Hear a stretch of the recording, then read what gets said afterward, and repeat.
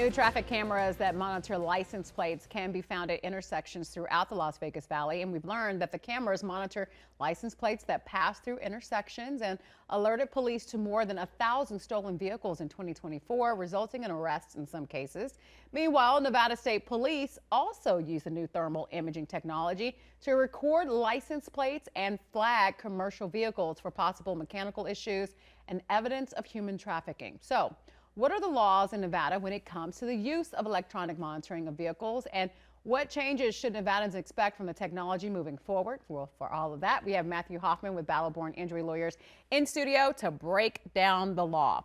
Now, we've talked about this before, and it's made some of the newscasts about the fact that these do exist, but most people think there's rules in place, right, or at least a law where you can't actually use them to ticket anyone or get anyone in trouble. Is that the case? That is the case. And Nevada has very, very strong protections against, in favor of civil liberties.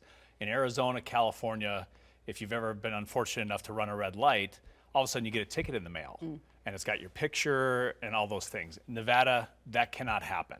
Some non-monitored computer device cannot issue a ticket. But police can use surveillance to, as part of an investigation. So I think what's happening here is you got, it's about 140 of these cameras, basically donated to the city by the company that makes them to try to see if they're effective, and it looks like they are. So they don't follow any one person. They just read every license plate that comes through the intersection. Just blindly.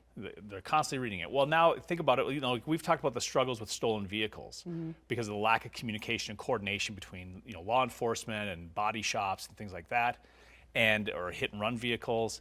Well, what this does is you can put out a specific license plate, almost like a bolo, be on the lookout, put it into the system, and if that license plate is flagged as going through an intersection, it alerts the police, hey, this license plate just was on Eastern and Serene or whatever.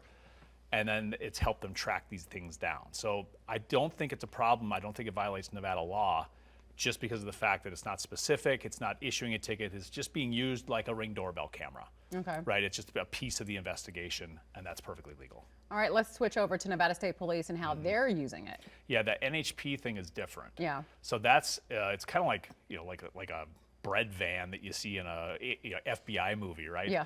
They pull over on the side of the highway, they pull out this device in the back, they have two people in the van, and it reads the license plate and compares it to the DOT sticker in one instance. So you can flag people who maybe have a stolen truck or something's not matching up. But the interesting part is it has thermal technology. And so it can detect if there's potentially human beings in the bed of a truck or in the bed of a semi.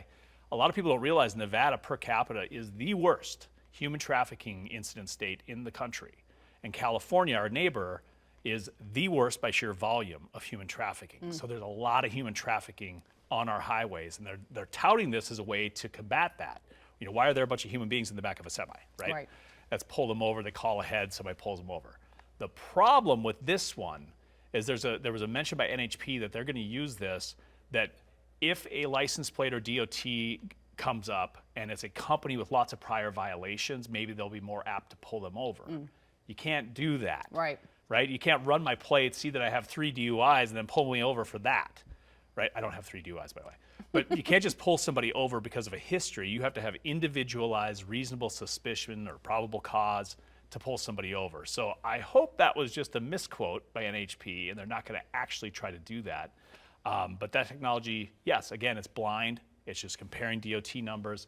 And if they detect, human beings where they shouldn't be with as much human trafficking as we have here, that could save lives. I can't imagine anyone having an issue with the human trafficking piece because, in a lot of cases, we're talking about our most vulnerable, our children are being exploited. And so that could really make some gains in that regard. I would love to see, obviously, not have Nevada be the #1 state in the country per capita. We don't want that. And so if this helps stop that, awesome. And I think everyone could support it.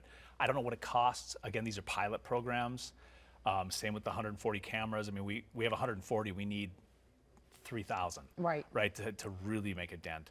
But we also don't want, you have Fourth Amendment concerns. We don't want to live in a surveillance state. especially in Nevada, our laws are very libertarian in that regard. And so they're going to have to really thread the needle here if they're going to expand this. Right. So right now they're kind of looking at the lay of the land, seeing if it works. It looks like it is working. Yes. And that it could expand, but that's where lawyers like you come in if people start thinking that their civil liberties are being entrenched on. Keep using it as a tool, Yeah. as a piece of the puzzle, but if they try to make it a primary, that's going to be a problem.